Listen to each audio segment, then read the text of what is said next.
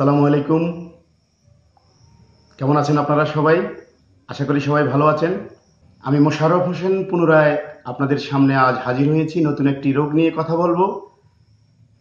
তো বন্ধুরা, ধৈর্য সহকারে শুরু থেকে শেষ পর্যন্ত আমার ভিডিওটি দেখুন, উপভোগ করুন।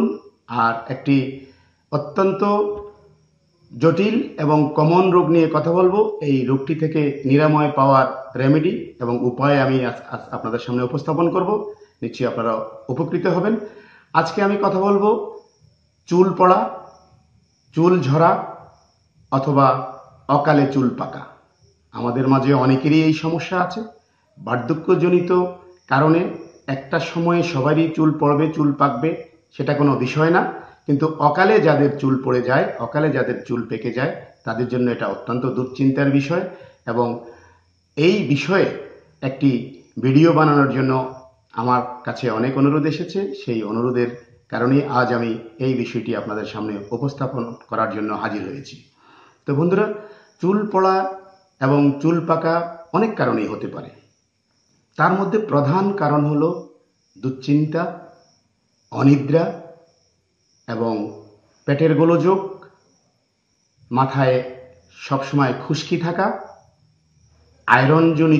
আয়রন মিশ্রিত পানি দিয়ে নিয়মিত গোসল করা এবং শীত প্রধান দেশে আমাদের প্রবাসী বাংলাদেশি ভাইয়েরা এবং প্রবাসী ভাইয়েরা যারা শীত প্রধান দেশে থাকেন, প্রতিদিন গরম পানি দিয়ে শাওয়ার করেন, গোসল করেন।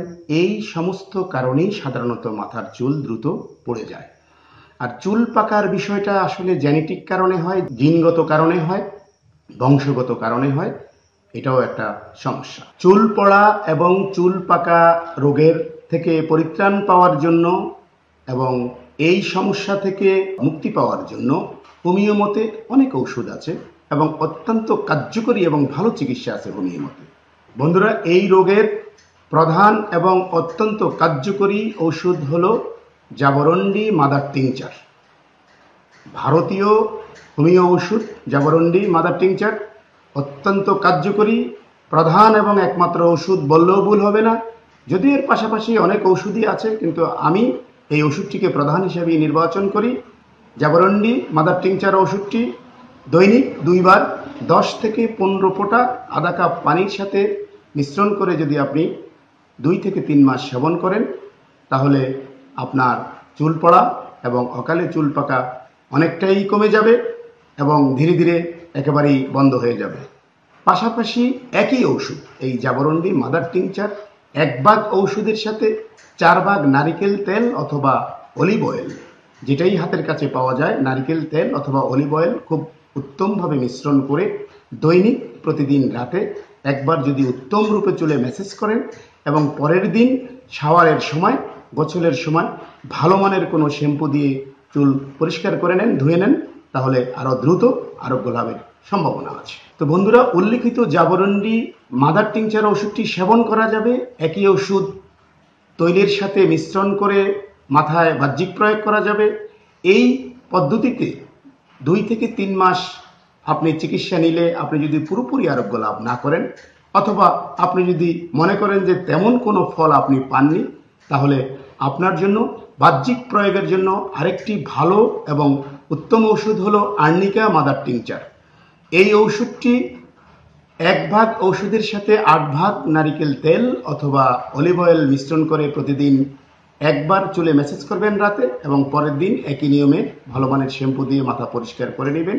পাশাপাশি বায়োকেমিক ওষুধ ক্যালকেরিয়া ফস 12x অথবা 30x ওষুধটি 1 থেকে 1.5 মাস সেবন করবেন।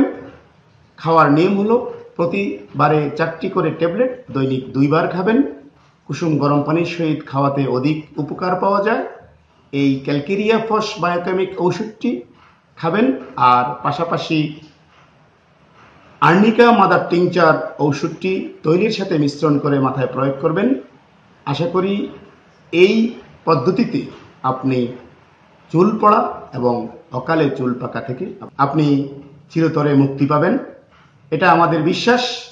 আশা করি আপনারা আমার এই ভিডিওর মাধ্যমে, আমার এই রেমেডির মাধ্যমে আপনারা উপকৃত হবেন। ব্যবহার করে দেখতে পারেন, অবশ্যই আপনারা উপকার পাবেন। তাহলে আজ এই পর্যন্তই। আপনারা ভালো থাকুন, সুস্থ থাকুন, সুন্দর থাকুন। আবারও কখনো কোনো নতুন ভিডিও নিয়ে আপনাদের সামনে যে কোনো দিন উপস্থিত হব। ততক্ষণ পর্যন্ত আল্লাহ হাফেজ।